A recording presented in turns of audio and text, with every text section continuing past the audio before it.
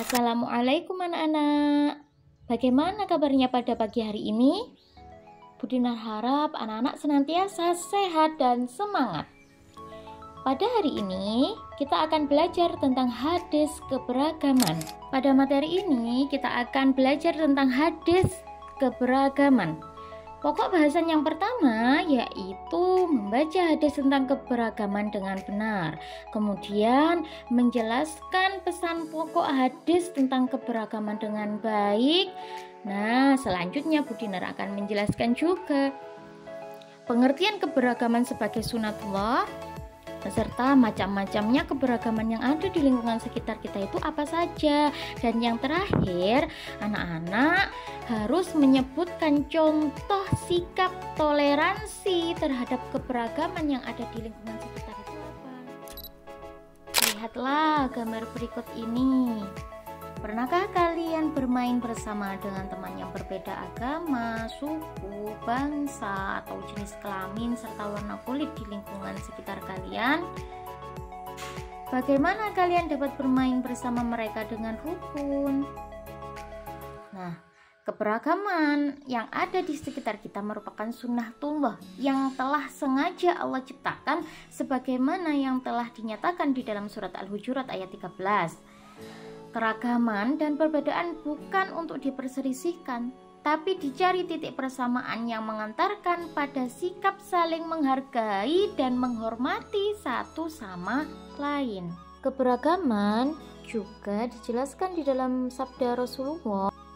Banyak hadis Rasulullah yang menjelaskan tentang keberagaman dan anjuran kita untuk melaksanakan sikap toleransi dalam kehidupan kita, sebagaimana yang diriwayatkan oleh Ahmad dari Abu Narah berbunyi, haddatsani man sami'a khutbata Rasulillahi sallallahu alaihi wasallam fi wasati ayyamit tasyrik faqala ya ayyuhan nas ala inna rabbakum wahid wa inna abakum wahid ala la fadla li arabi ala ajami wala li ajami ala arabi wala ahmara ala aswad wala aswada ala ahmar illa bittaqwa ablagdu qalu balagha rasulullahi sallallahu alaihi wasallam rawahu Ahmad an Abi Nadrah.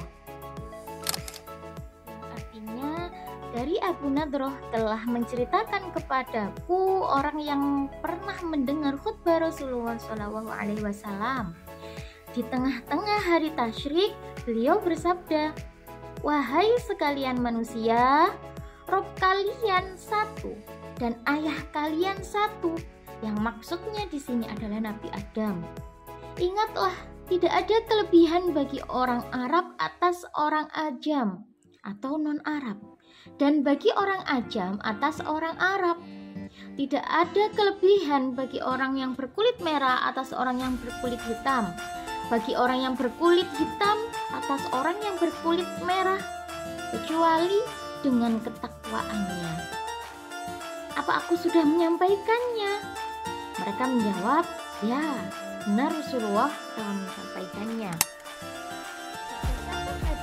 Atas dijelaskan bahwa Allah tidak menilai seseorang berdasarkan warna kulit, golongan, dan suku bangsanya. Akan tetapi Allah menilai berdasarkan tingkat ketakwaan hambanya, sebagaimana yang telah Allah firmankan di dalam surat Al-Hujurat ayat 13 bahwa keberagaman yang telah Allah ciptakan merupakan kehendaknya atau sunnatullah, di mana kita sebagai manusia harus saling mengenal dengan adanya keberagaman tersebut. Keberagaman dan perbedaan yang telah Allah ciptakan dalam mencipta manusia bukan menjadi faktor penyebab perpecahan, melainkan justru menjadi salah satu alasan untuk mengenal dan memahami seni terciptanya ikatan persaudaraan yang kuat. Perbedaan bangsa, suku, warna kulit bukan menjadi penentu kemuliaan di sisi Allah Subhanahu wa Ta'ala, karena Di sisi Allah Subhanahu wa Ta'ala, kemuliaan itu dilihat dari ketakwaannya saja. Bahasan selanjutnya yakni tentang keberagaman sebagai sunatullah. Perlu kita ketahui, arti sunatullah adalah takdir atau ketetapan Allah Subhanahu wa Ta'ala. Dan keragaman berarti adanya berbagai perbedaan di antara manusia, seperti yang Budinar jelaskan tadi. Ada perbedaan warna kulit, jenis kelamin, kemudian ada perbedaan agama, bahasa, budaya, adat, dan kebiasaan. Nah, keberagaman sebagai sunatullah merupakan keberagaman atau berbagai perbedaan yang ada di sekitar kita.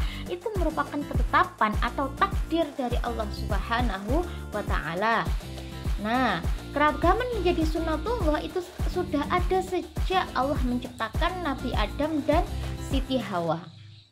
Terjadinya keberagaman sebagai sunatullah di seluruh dunia, dimanapun kita berada, kita harus saling menghargai terhadap keberagaman yang ada dan yang kita temui pada saat itu. Cara kita untuk bisa menghadapi keberagaman sebagai sunatullah adalah dengan saling menghormati satu sama lain. Perbedaan suku, bangsa, agama, warna kulit, kesukaan, usia, bahkan perbedaan di dalam keluarga kita harus kita hargai dan harus kita hormati. Sebagai seorang muslim yang beriman, kita wajib menerima keragaman dengan rasa syukur dan rasa yang ikhlas menerima ketentuan Allah tersebut. Sebab mengeluh kepada hal yang ditakdirkan Allah adalah bentuk kekufuran terhadap nikmat yang Allah berikan kepada kita semua. Menghargai keberagaman sebagai sunatullah dalam kehidupan sehari-hari itu ada dua macam, kepada sesama muslim dan kepada non-muslim. Untuk contoh sikap menghargai keberagaman sebagai sunatullah dalam kehidupan sesama muslim, yang pertama yaitu saling menyapa dan mengucapkan salam kepada sesama ketika kita bertemu. Tidak hanya acuh langsung lewat, tidak menyapa tetangganya. Ketika bertemu dengan teman lamanya, tidak menyapa, tidak mengucapkan salam, itu adalah hal yang salah. Dimanapun kita bertemu, dengan siapapun kita bertemu, ketika kita mengenalnya, maka kita harus menyapa dan mengucapkan salam. Kemudian yang kedua yaitu kita harus tolong menolong dalam hal kebaikan, sebagaimana yang dijelaskan di dalam surat Al-Asr, watawasau bil haqqi watawasau bis sabr. Kita harus tolong menolong ke dalam hal kebaikan, tidak tolong menolong dalam hal keburukan. Contohnya tolong menolong dalam hal kebaikan yaitu kita bersedekah kepada orang yang membutuhkan, kita memberi jajan kepada teman kita yang tidak membawa uang saku, kita meminjami pensil kepada teman kita yang tidak membawa pensil. Itu adalah tolong menolong dalam hal kebaikan. Nah, yang ketiga yaitu saling mengingatkan dalam ketaatan dan mencegah kemungkaran. Maksudnya apa sih ini, Bu? Kita sebagai seorang muslim, sebagai sesama muslim, harus selalu mengingatkan orang yang di sekitar kita untuk senantiasa taat kepada Allah Subhanahu wa Ta'ala, melaksanakan segala perintah Allah, dan kita harus mencegah kemungkaran. Apa itu? Tidak mengajak teman kita, saudara kita untuk selalu berbuat dosa. Itulah yang dimaksud dengan saling mengingatkan dalam ketaatan dan mencegah kemungkaran. Ya, ini contoh sikap menghargai keberagaman sebagai sunatullah dalam kehidupan. Nah, dalam kehidupannya apa? Yang tadi sudah kita bahas dalam kehidupan sesama muslim, kali ini kita bahas dalam kehidupan non-muslim.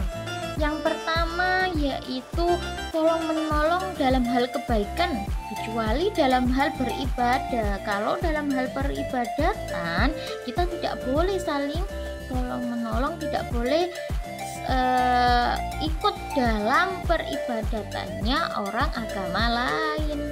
Kemudian tidak saling mendiskriminasi dalam pekerjaan, pergaulan, atau hal-hal yang di luar masalah agama. Apa sih diskriminasi itu? Tidak memilih-milih teman. Kalau misalnya di sekolah, baik teman Islam, teman Kristen, teman Konghucu, teman Hindu atau Buddha, itu harus kita temani semua. Tidak boleh Islam sama Islam saja, kemudian Kristen sama Kristen saja, itu tidak boleh. Kemudian yang ketiga yaitu tidak mengganggu proses peribadatan yang dilakukan oleh agama lain. Maksudnya bagaimana? Ketika ada saudara kita atau tetangga kita yang beragama lain dan itu sedang beribadah, maka kita tidak boleh menyalakan sound terlalu keras atau kita berisik ketika ada saudara atau teman kita yang sedang beribadah. Itu tidak boleh.